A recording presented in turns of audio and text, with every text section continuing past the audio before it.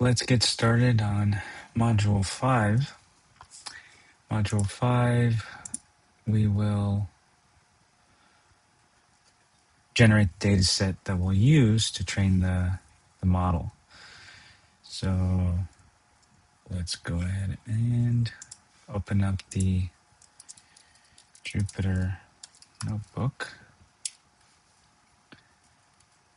One thing I wasn't quite aware up until recently is you run it through terminal, if you're on a Mac, for example.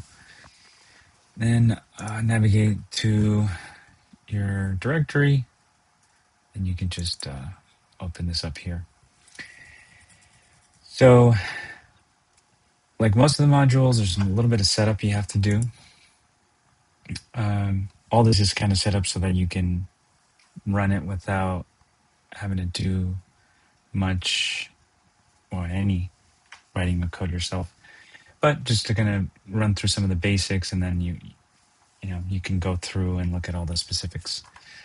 But again, we're simulating methane, atmospheric methane, in this range of wave number, which is near 2.880 nanometers, or sorry, 2.880 micron, a path length of 1 meter. This is in centimeters. And okay, so let's start marching through here. This gets happy set up. This is really just to suppress some output for the generation of data later. So these are the functions that we've generated or created in previous modules. We're just carrying them over to generate the data. Just as a reminder on the parameters we're using to generate the data set, we're going to span -20 to 50 C, pressure 0.8 to 1.1 atmospheres. Mole fraction is 1 to 5%, 1 ppm to 5%. So let's run that.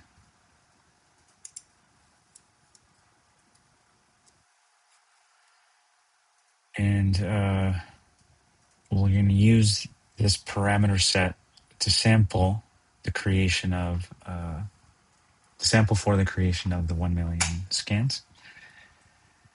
And this sort of just visualizes to kind of convince yourself that it is a equal sampling, uniform sampling. And besides just a nice number to use of 1 million, I initially, when I started playing around with this, it was 50,000. Then I went all the way up to 500,000 and found a fit of an unknown scan to the trained model of, I think it was 0.24%, which is pretty good. It was actually a lot more than I was initially expecting. So why not just go to 1 million, see how that changes it, and see what kind of issues, if any, we start running into. And so the issue primarily that you'll see is that it takes a bit of time to generate the data set. And I'm sure we'll run into the same issues with training the data set.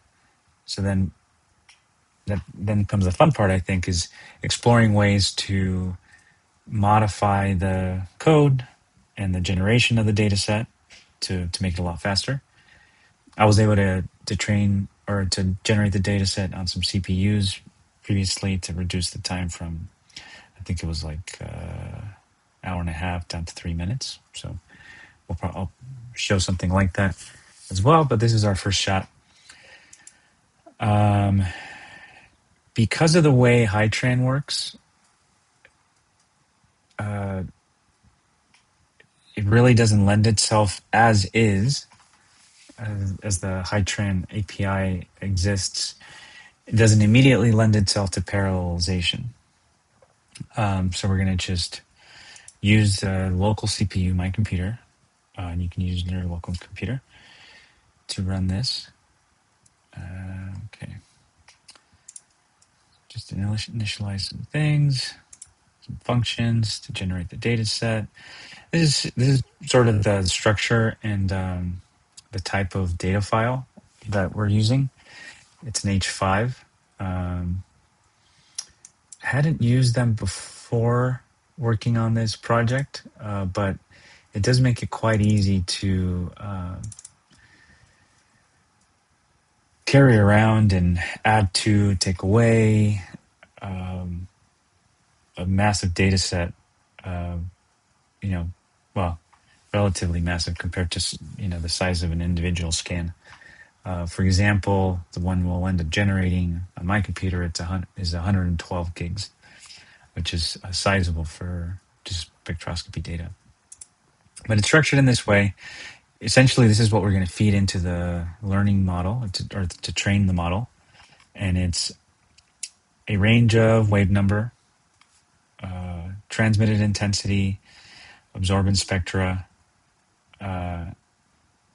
scans, essentially, temperature, pressure, and then a mole fraction value. Okay, so that's set. And so just to convince ourselves that this is working before we commit to an 7-8 hour run, we can run just 100 scans just to make sure that everything looks good. And so you'll see it took 2.9 seconds and used up about 100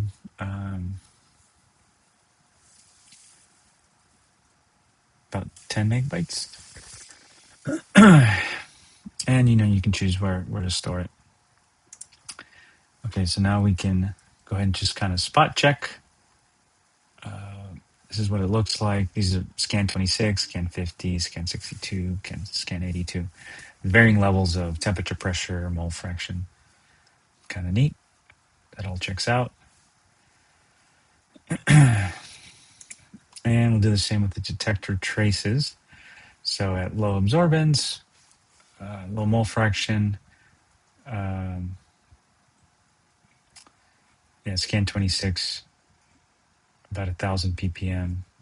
You can see a little bit of a dip there, almost effectively nothing here, and then obviously a lot of absorbance here. So looking good. Now this is just, I threw this in here to kind of give you a sense, maybe on your machine, based on this initial 100 scan timescale. How long is it going to take on, for the 1 million? So it's about 8 hours. I think there's probably some speed up associated with CPU usage that I haven't dug into yet. I think my computer didn't actually take 8 hours. I started it this morning. It took about 3.5. So it's not quick, but it's also not 8.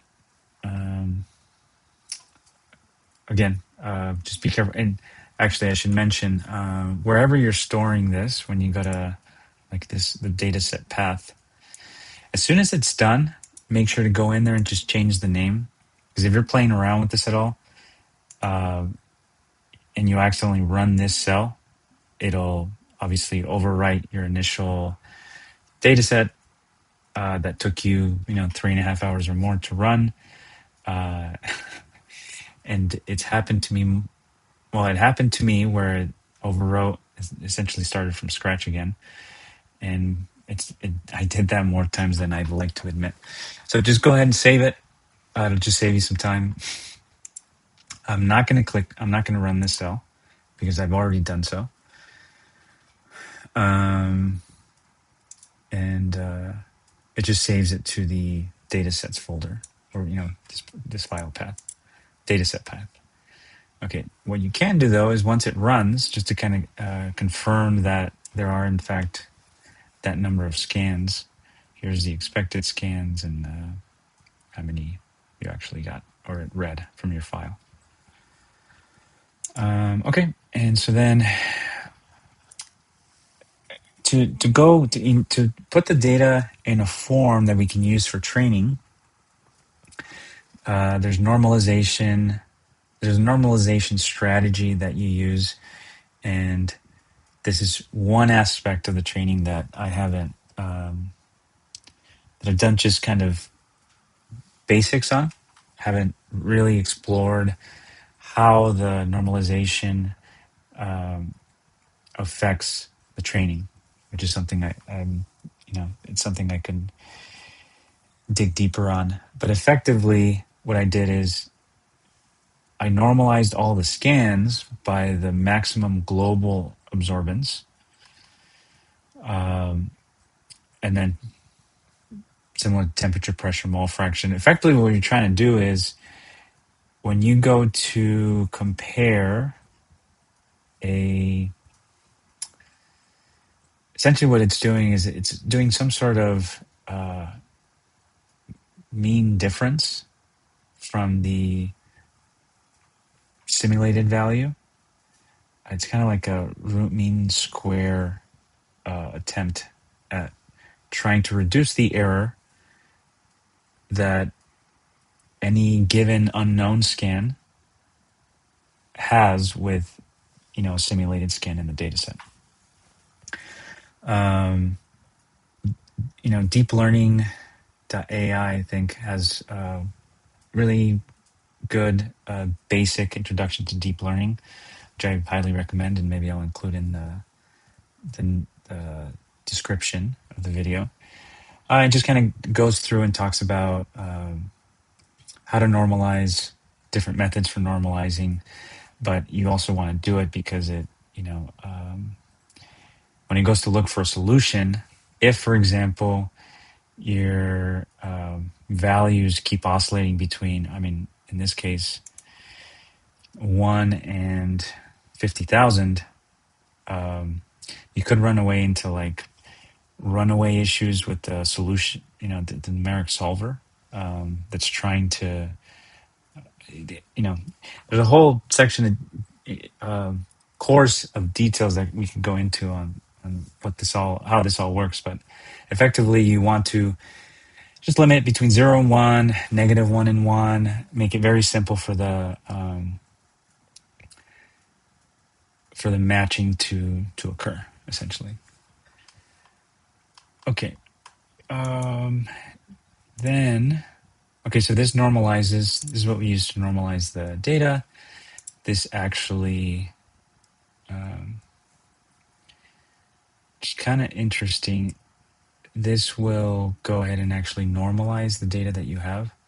And so it just gives you a progress bar. And so this essentially gets it in the form ready to be able to use it to train the model in the next module. It'll go through and just kind of give you some attributes of the data that you just normalized. So you just want to confirm that this looks all correct. And just some notes here on how these, how the normalization will be applied during the training, which we'll go ahead and get into in the next module. If you've gone through this, you've committed a few hours to generate this data set. And now we're ready to start the training part of the exercise. And thank you for making it this far. Looking forward to helping you get through this course. Thanks.